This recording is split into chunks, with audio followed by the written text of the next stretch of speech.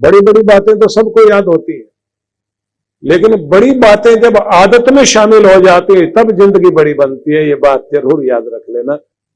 भला आदमी, उसकी भलाई आदत में शामिल हो गई। अब वो आदत कैसी होती है, इसका उदाहरण आप लोगों को दुर्योधन और युधिष्ठिर से याद कर लीजिए। दुर्योधन को बोला गया था कि लिख करके लाओ, द्रोणाचार्य ने बोला लिख के लाओ दुनिया के बुरे लोगों के नाम, अच्छे लोगों के नाम भी लिख के लाओ। युधिष्ठिर से भी कहा कि दुनिया में कितने अच्छे लोग हैं, उनकी गिनती गिनो, उनके नाम लिखो, और कितने बुरे हैं उनके भी नाम लिखो। दोनों ही कोरा कागज लेकर आ गए। द्रोणाचार्य ने दुर्योधन से पूछा, बुरे लोगों का नाम लिखा तुमने?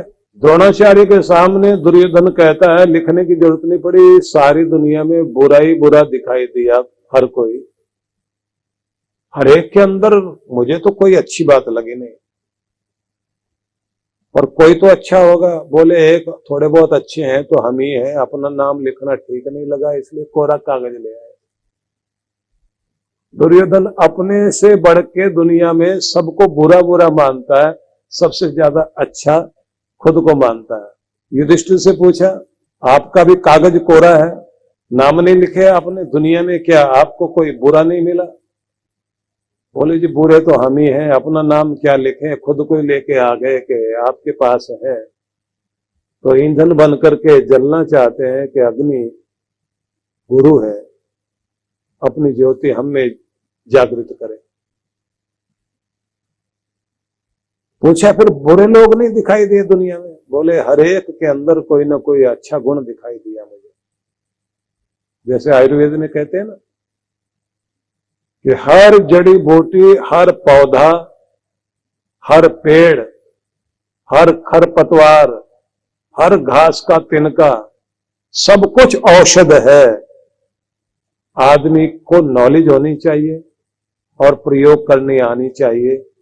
हर चीज आदमी की बीमारी को, रोग को और दुख को दूर करने की ताकत रखती है। बस जानने वाला और प्रयोग करने वाला ही नहीं मिलता। चीजें बाहर देखने में लगती हैं बेकार होंगी, लेकिन बेकार कुछ भी नहीं।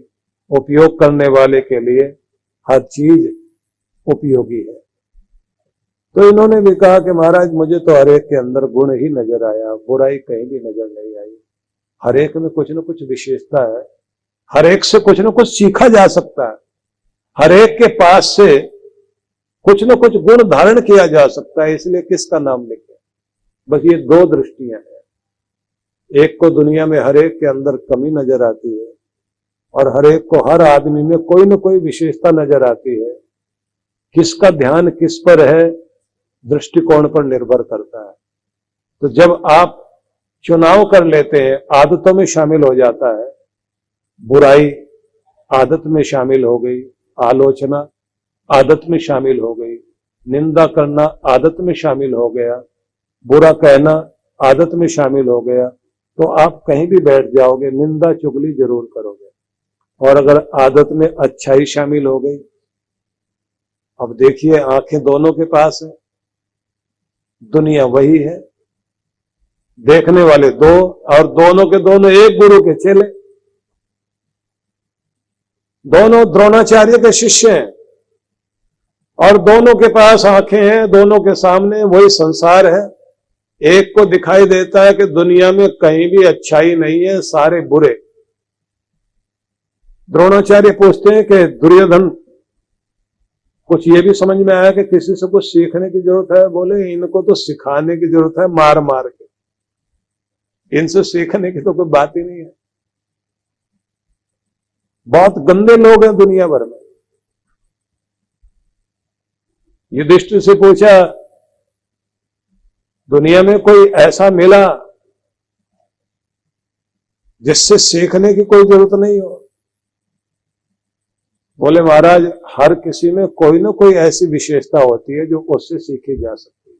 मुझे तो ऐसा लगा कि कोई भी ऐसा नहीं जिसमें कोई ऐसा गुण नहीं जो सीखा ना जा सकता।